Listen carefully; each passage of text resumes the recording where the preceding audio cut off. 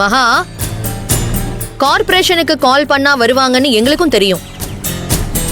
கால் பண்ணி பார்த்தேன், 2-3 நாள் ஏதோ லீவுன்னு சொன்னாங்க.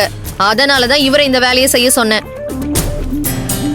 இப்ப செய்யலனா இந்த நாத்தம் மொத்தமும் வீட்டுக்குள்ள வந்துரும். இல்ல, நான் தெரியாம தான் கேக்குறேன். உங்க வீட்டுக்கு வந்த எங்க தம்பிங்க 2 பேரும் இப்படிதானே எல்லா வேலையும் இழுத்து போட்டு செய்யறாங்க.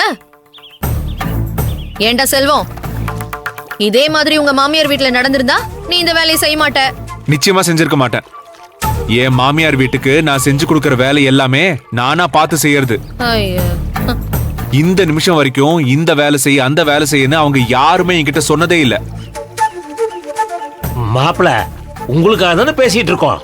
நீங்க என்னடானா வெண்ணிலா சொல்ற வேலையெல்லாம் செஞ்சுக்கிட்டே இருக்கிறீங்க. இதெல்லாம் அவளை அதிகாரம் பண்ண சொன்னா நல்லா பண்ணுவா. நீங்க எதுவும் செய்யாம வாங்க இந்த பக்கம். ஆமா மாப்பிள, உங்க பரம்பரை என்ன, உங்க கௌரவம் என்ன, எல்லாத்தையும் விட்டுட்டு இவ சொன்னதுக்காக நீங்க இந்த மாதிரி வேலையெல்லாம் செய்யாதீங்க. கஷ்டமா இருக்கு மாப்பிள, எந்திரிங்க. பாரம்பரியம், என்ன பரம்பரை. ஜீவா, நீங்க இந்த பக்கம் வாங்க. அந்த அடப்பை நான் சரி செய்றேன். நானே பாத்துக்கிறேன். நீங்க இருங்கம்மா, வேண்டாம். நீ பண்ணாத செல்வம், ஜீவா வேண்டாம். எந்திரிங்க. செல்வா, இருக்கட்டும், விடுங்க. மருமகளா வரவங்க வீட்டுல எல்லா வேலையும் செய்யறாங்கல்ல. மருமகன்னாலும் எல்லா வேலையும் மாமியார் வீட்டுல செய்யணும். இது நம்ம வீடு, நம்ம வீட்டு வேலை செய்யறோங்கிற உரிமையில தான் நான் இதெல்லாம் செஞ்சுட்டு இருக்கேன். அப்ப எனக்கு உரிமை இல்லைன்னு சொல்லுங்க, இப்பவே இந்த குச்சி கீழே போட்டு போயிடுறேன். ஐயோ மாப்பிள, இது உங்க வீடுதான். இந்த வீட்டுல உங்களுக்கு எல்லா உரிமையும் இருக்கு. அப்புறம் என்ன, பேசாம வேலை செய்ய விடுங்க. சும்மா ஆளாளுக்கு சண்டை போட்டிருக்கீங்களே. அத்தை, கிச்சனுக்கு போய் தண்ணி கிளியர் ஆச்சான்னு பாருங்க. இல்ல மாப்பிள, இருந்தாலும் நீங்க போய் பாருங்க அத்தை. இந்த ஒரு நிமிஷம் இப்ப முடிஞ்சிடும். ஏன் இப்படி பிடிவாதம் பிடிக்கிறீங்க? இருங்க, நான் போய் பார்க்கறேன். வழி விடுங்க. செல்வா, இப்ப முடிச்சுட்டு வந்துடுறேன், இருங்க.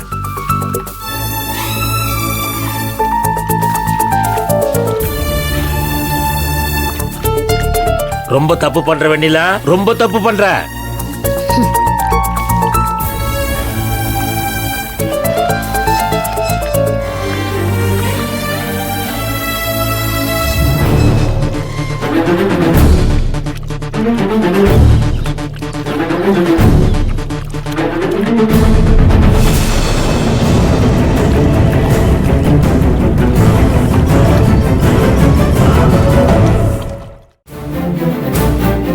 அக்கா தான் சொல்றானா, நீங்களும் ஏன் இந்த மாதிரி வேலைலாம் செய்றீங்கன்னு கேக்குறேன்.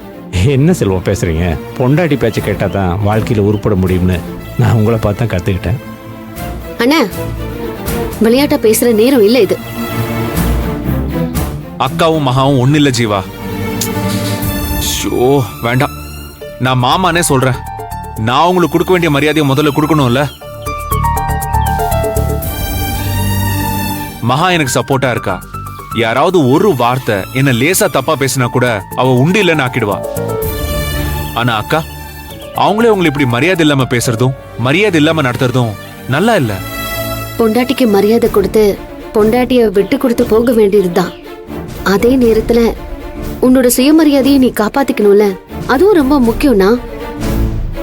நான் வாழ்ந்த வாழ்க்கைக்கு என்னமா சுயமரியாதை? வாழ்ந்த வாழ்க்கையை விட்டு தள்ளுங்க. இப்ப நீ வாழ்ற வாழ்க்கை எப்படி இருக்குன்னு தான் பார்க்கணும். இப்ப என்ன குறை உன்கிட்ட? நீ திரும்பி வந்து வாழ்ந்து காட்டியிருக்க. நல்லபடியா பாத்துக்கிறேன்னு தானே வாய்ப்பு கேட்டு நின்னுகிட்டு இருக்க. நான் திரும்ப திரும்ப சொல்றேன், உங்க எல்லாருக்கும் ஒரு விஷயம் மறந்து போச்சு. இப்பவும் சொல்றேன், உங்க எல்லாரையும் பொறுத்த வரைக்கும் நான் தப்பு செஞ்சவன், ஒரு குற்றவாளி. ஆனாலும் நீங்க எல்லாரும் என்ன மன்னிச்சிட்டீங்க. ஆனா வெண்ணிலாவை பொறுத்த வரைக்கும் நான் அவ நம்பிக்கையை உடைச்ச துரோகி. அவளால் இந்த துரோகத்தை மன்னிக்கவே முடியாது. அது எனக்கு நல்லாவே புரியுது. அவளுக்கு என் மேலே எவ்வளோ அன்பு இருந்தா, அவள் அம்மா அப்பா தம்பி தங்கச்சி இப்படி எல்லாரையும் விட்டுட்டு என்னை மட்டும் நம்பி வந்திருப்பாங்கிறது இப்பதான் புரியுது.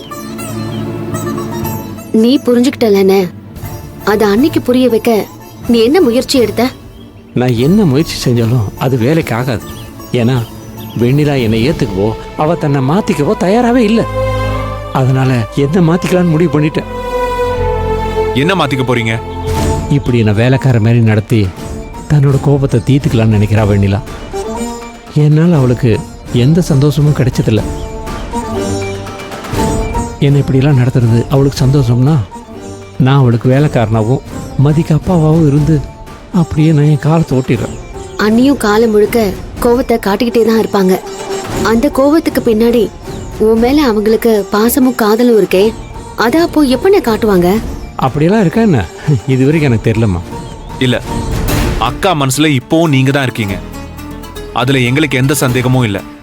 நீ வேலைக்காரனாவே இருந்துட்டு போறேன்னு கஷ்டத்தை ஈஸியா ஏத்துக்கிறதுக்கு தயாராயிட்ட. ஆனா கொஞ்சம் கஷ்டப்பட்டா வாழ்க்கை முழுக்க சந்தோஷமா இருக்கலானே. நீ என்னம்மா சொல்ற? எனக்கு புரியல. நான் என்ன பண்றேன்னு தெரியலையே.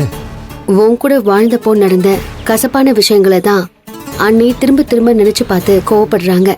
ஆனா நீ சொன்ன மாதிரி இப்படி ஒரு குடும்பத்தை விட்டுட்டு உன் கூட வந்திருக்காங்கன்னா அவங்களுக்கு உன் மேல அவ்வளோ லவ் இருந்திருக்கு. அந்த காதல் ஏன் வந்துச்சு? எதனால அக்கா உங்களுக்கு பிடிச்சது? காதல் இருக்கும்போது அக்கா சந்தோஷமா தானே இருந்திருப்பா. அந்த காதலை திரும்பவும் அக்காவுக்கு ஞாபகப்படுத்துங்க. ஆமாண்ணே, இந்த உலகத்துல யாருக்கும் எதுக்கும் இல்லாத சக்தி காதலுக்கு உண்டு. அந்த சக்தி நிச்சயமா உனக்கு ஹெல்ப் பண்ணும். இந்த ஆங்கிள் நான் இது வரைக்கும் யோசிக்கவே இல்லையம்மா. நீங்கள் 2 பேர் சொல்லிட்டீங்களே, இந்த ரூட்டை பிடிச்சி நான் எங்கே போய் நிற்கிறேன்னு பாருங்க. வெண்ணிலா வெண்ணிலா வெண்ணிலாவே வந்ததே முதல் காதல்.